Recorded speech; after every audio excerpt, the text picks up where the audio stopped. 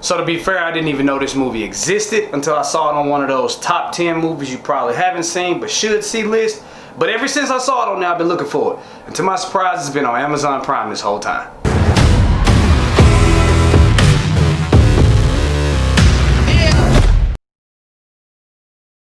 So Bone Tomahawk is an old school western in modern times. It was shot in 2015, but it stars Kurt Russell, and in this movie, 3 people from his little town have been taken captive by this savage tribe. So he takes his deputy, a hired gun, and a cowboy played by Patrick Wilson, and they go basically on a rescue mission to get the people back. Now, although that plot seems relatively simple, let me tell you, this movie is shockingly good. And one of the first things I want to talk about is the acting in this movie, because they have a pretty good cast for a movie that we've never heard of. Kurt Russell is one of the main characters in this movie. He plays the sheriff of the town, and it's basically his duty to go get his people back. He does the same thing he does in all his other movies. He takes his role, he does a great job with it. And like I said in the beginning, when he goes on this mission, he takes his deputy, a hired gun, and a cowboy, and the cowboy is played by Patrick Wilson.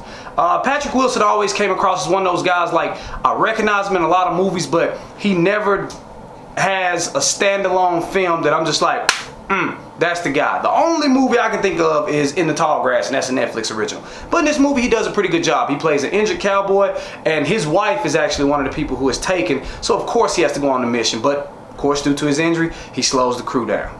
And although Kurt Russell and Patrick Wilson kill it, my favorite 2 characters in this movie were played by Richard Jenkins and Matthew Fox. For starters, I want to talk about Matthew Fox. His character is the one that I said was the hired gun, because his character in the story, they don't really give you a lot of backstory. He's pretty mysterious, but he's a super well-dressed guy. That was the first thing that drew me to him, because that boy was casket fresh. He comes off as a very serious, business-minded guy. He doesn't say much when he's in the room, but it's like everybody in the town respects him, I guess because of his past. And as the movie goes on, you find out that he does have a deep past, and there's more layers to him other than just this pretty boy sarcastic asshole. Richard Jenkins plays the deputy in this movie to the sheriff, and like I said, I'm not really sure if he was my favorite or Matthew Fox, because they were opposite ends of the spectrum. You got Matthew Fox, who was so stoic and brave and put together, and then you got Richard Jenkins' character, who was just, for lack of a better term, aloof.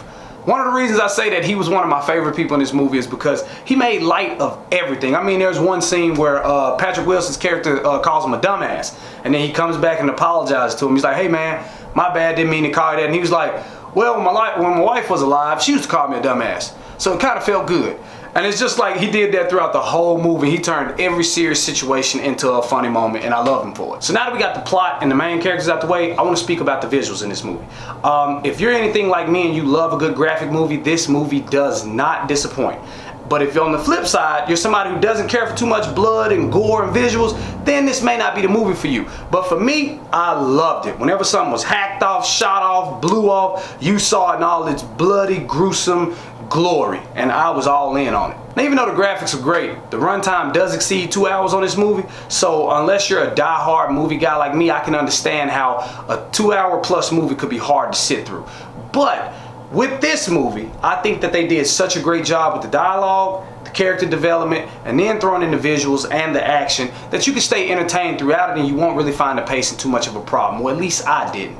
To sum everything up, Bone Tomahawk was a great movie. It flew under the radar because it came out in 2015, and I only heard about it about a year ago. It had a star-studded cast. It had great humor, great dialogue, bloody graphic gore that I just absolutely love, and then it's a western slash horror. So if that ain't enough to interest you, I don't know what else to say. But with all that being said, I'd have to rate this movie movie magic must see. Alright, so that's it for this one, y'all. So I'm gonna switch it up. For the comment combo of the day, I want you to leave me a movie that you think I should watch, or a movie that you've been thinking about watching but quite haven't pulled the trigger on it. But whatever it is, comment below and I'll check it out for you. But enough of all that. If you liked this video and you thought it rocked, like, comment, and subscribe to see more from me, Mike Proc. Later.